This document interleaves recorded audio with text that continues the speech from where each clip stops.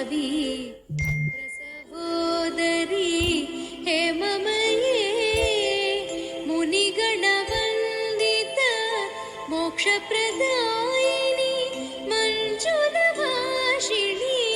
वेदनुते पङ्कजवासिनी देवसुपूजित सद्गुणवर्षिणी शान्तियुते जय जय हे मधुसूदन कामिनी आदिलक्ष्मी सदा पालय माम्।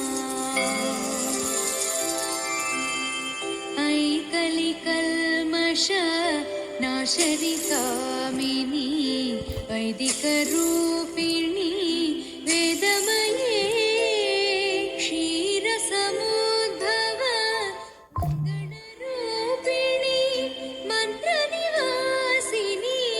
मन्त्रनुते मङ्गलदायिनी अम्बुजवासिनी देवगणाश्रित पादयुते जय जय हे मधुसूदन कामिनी धान्यलक्ष्मी सदा पालय माम्।